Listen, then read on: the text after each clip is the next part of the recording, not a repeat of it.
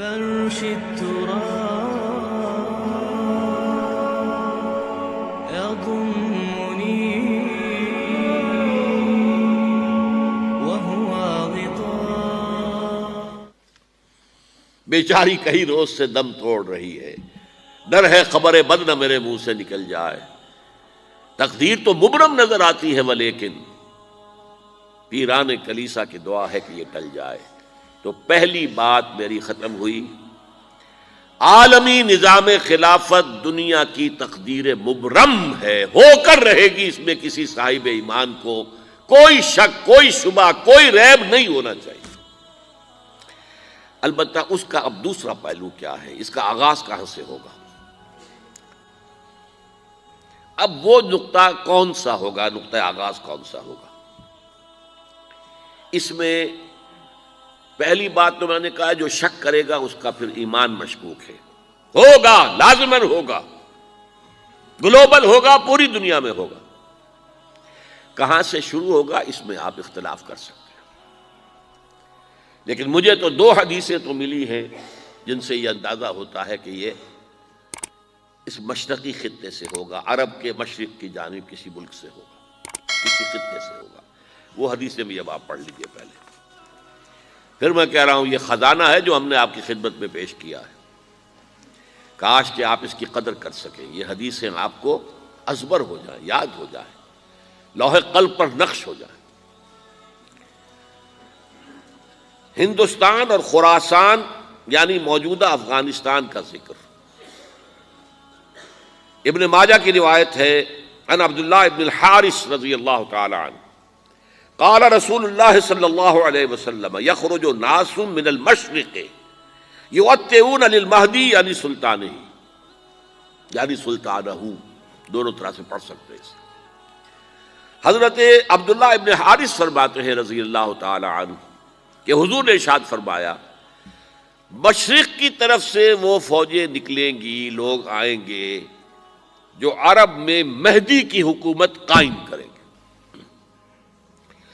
یہ مہدی کون ہوں گے اس کا ذکر میں ذرا بعد میں کروں گا، لیکن نوٹ کر لیجئے کہ مہدی سے پہلے لازماً کسی مشرقی علاقے کے اندر وہ نظام قائم ہو چکے گا، تب وہاں سے فوجیں آئیں گی نا.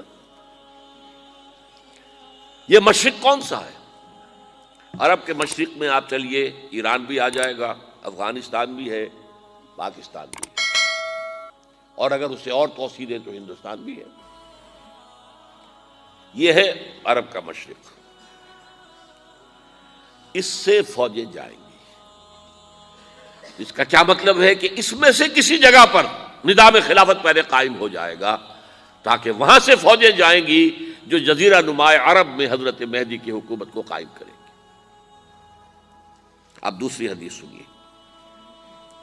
یہ سنن ابن ماجہ کی حدیث تھی جو میں نے آپ کو سنائی، آپ نے پڑھی. دوسری عن ابی ہریرہ رضی اللہ تعالی عنہ، یہ ترمذی شریف کی روایت ہے. قال قال رسول اللہ صلی اللہ علیہ وسلم یخرج من خراسان رایات سود لا يردها شیء حتی تنصب بایلیا.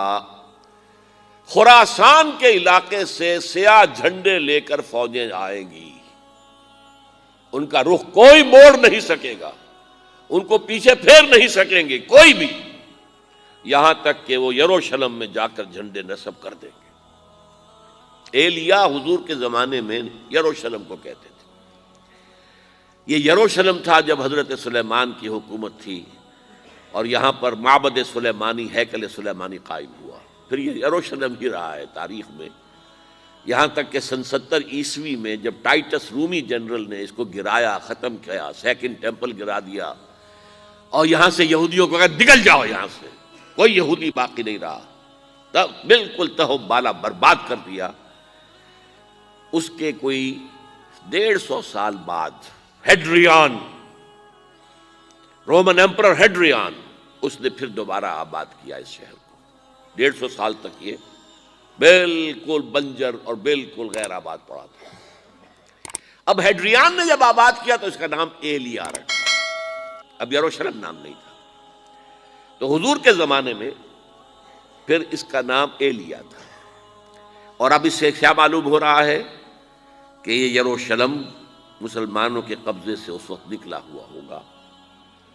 ایک دفعہ پہلے نکلا تھا، سن 1099 عیسوی میں مسلمانوں کے ہاتھ سے نکلا. کروسیڈرز، عیسائیوں نے آ کر اس کو قبضے میں کیا، لاکھوں مسلمانوں کو مارا، قتل کیا. اس کو 1187 عیسوی میں واپس لیا ہے. کس نے لیا ہے؟ صلاح الدین ایوبی. کرد، عرب کھوکھلے ہو چکے تھے، عربوں نے کھویا، واپس نہیں لے سکے. بہت حکومت کر چکے تھے، 400-500 برس کی حکومت کر کے، اور ان کے عیش اور ان کے آرام، اب ان میں جان نہیں تھی کہ وہ واپس لے سکے. واپس لینے والا گرم کرد خون تھا، صلاح الدین ایوبی. تو گویا کہ اب آپ سمجھئے کہ 88 برس تک عیسائیوں کا قبضہ رہا یروشلم پر. اب 1967 میں یہودیوں نے قبضہ کیا ہے، اور اب 38 برس تو ہو گئے، 88 نہیں تو 38 برس تو ہو گئے ہیں. لیکن وہ دور آئے گا کہ اب پھر لیں گے. لینے والے عرب بھی نہیں ہوں گے، خراسان کے علاقے سے فوجیں آئیں گی. یہ خراسان کیا تھا؟ ایلیا تو میں نے آپ کو بتا دیا، یروشلم کا نام ہے. خراسان اس زمانے میں ایک بہت بڑے ملک کو کہتے تھے. کچھ حصہ پاکستان کا بھی اس میں شامل ہے، کچھ حصہ ایران کا بھی ہے. ایران کے اس حصے کو اب بھی خراسان کہتے ہیں، وہ ایک صوبہ ہے. خراسان ایک صوبہ ہے ایران کا، چھوٹا سا. پاکستان میں خاص طور پر یہ جو علاقہ مالاکنڈ ایجنسی کہلاتی ہے، اس سے اوپر جتنا علاقہ ہے، اور یہ جو واخان کی ایک پٹی آتی ہے اوپر، واخان افغانستان کی ایک پٹی سی دم سی چلی آتی ہے جو جا کر چائنا کی سرحد سے مل جاتی ہے. یہاں سے لے کے یہاں تک یہ جو مالاکنڈ کا وہ درہ ہے اور پہاڑ ہے، یہ بھی خراسان کا حصہ ہے. باقی تقریباً 2/3 آف افغانستان، ساؤدرن حصہ نہیں ہے خراسان کا حصہ، یہ سیستان کہلاتا تھا، یہ خراسان نہیں ہے.